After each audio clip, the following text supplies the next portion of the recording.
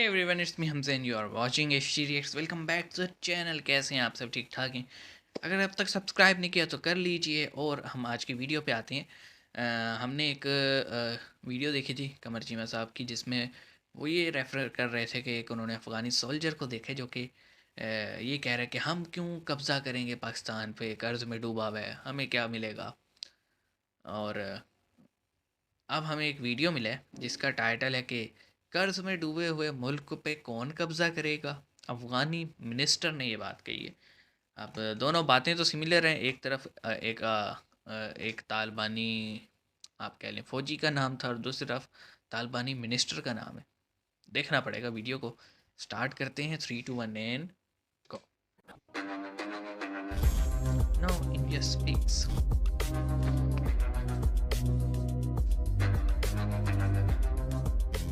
नमस्कार दोस्तों। आप सब जानते हो नमस्कार। पिछले कुछ सालों से पाकिस्तान का इस्लामी भाई टर्की काफ़ी ज़्यादा फुदक रहा था और इंटरनेशनल ऑर्गेनाइजेशन जैसे कि यूएन और अन्य फोरम में कश्मीर का नाम ले रहा था। तभी हमारे फॉरेन मिनिस्टर एस जयशंकर जी ने उन्हें लताड़ते हुए कहा कि अगर टर्की कश्मीर का नाम लेता है तो भारत को भी साइप्रस का मैटर उठाना होगा। ये स्टेटमेंट के बाद भी टर्की बाज नहीं आया। तो दोस्तों अब हमारे फॉरेन मिनिस्टर साइप्रस में मौजूद है और उन्होंने एक मिलिट्री एंड डिफेंस पैक्ट भी साइन किया है साइप्रस के साथ। और अब भारत साइप्रस को अपने कई सारे हथियार भी प्रोवाइड करेगा, जैसे कि ब्रह्मोस और अन्य रॉकेट और फाइटर जेट्स, जिससे कि साइप्रस सशक्त हो सके टर्की से लड़ने के लिए और टर्की को मुंहतोड़ जवाब देने के लिए।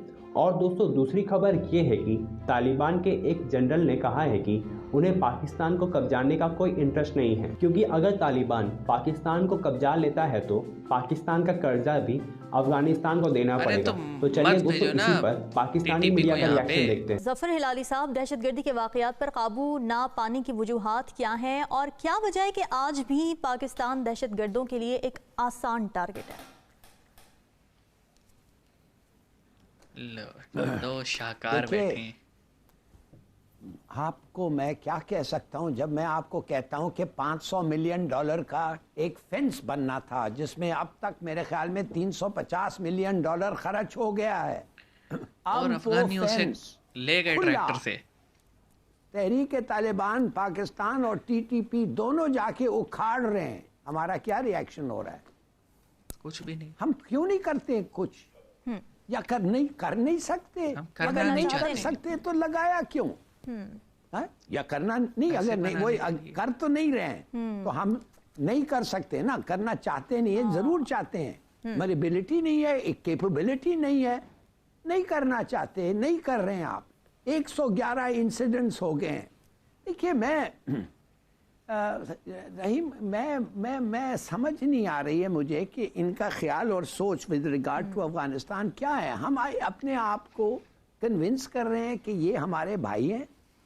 अब पता है अफगानिस्तान एक, आप देखें, आपको आया होगा एक मेरा भाई वो हर बंदा है जो मेरे साथ ठीक रहेगा। तालिबान कमांडर कह रहा है खुदा जाके देखें इन लोगों को कौन फतह करना चाहता है। इनके कर्जे इतने हैं कि हम दे ही नहीं सकेंगे अगर उनका जमीन हमारे हाथ में आ जाए।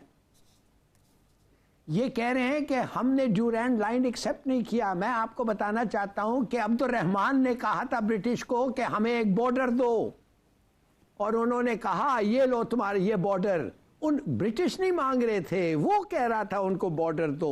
ऑन दैट बेसिस ठीक है, 100 साल के लिए दिया था, ठीक है, 100 साल के बाद वो एक्सपायर हो गया। मगर अब तो वो ओपनली तालिबान, तहरीक के तालिबान क्लेम करते हैं कि तक तक हमारा बाउंड्री है, और ये कहते हैं नहीं नहीं नहीं, हम भाई भाई हैं, हम कुछ नहीं करेंगे। हाँ जी। तो हिलाली साहब का प्रॉब्लम ये है कि ये गलत जगह पे सही बात करते हैं। ठीक है। ये क्वेश्चन इन्हें लिख के भेजने चाहिए GHQ NSC में कि सर आप क्यों नहीं करते, या फिर जब ISPR की प्रेस कॉन्फ्रेंस होती है तो वहाँ क्यों ये सवाल नहीं उठाते एक मीडिया चैनल पे बैठ के। क्यों? क्योंकि उन्हें पता है कि यहाँ उन्हें कोई काउंटर क्वेश्चन नहीं किया जाएगा। द थिंग इज़, ठीक है 100 साल के लिए बॉर्डर था, ठीक है ख़त्म हो गया, व्हाट्सएवर, लेकिन अब क्या कर सकते हैं? अब तो डिफाइन हो गया।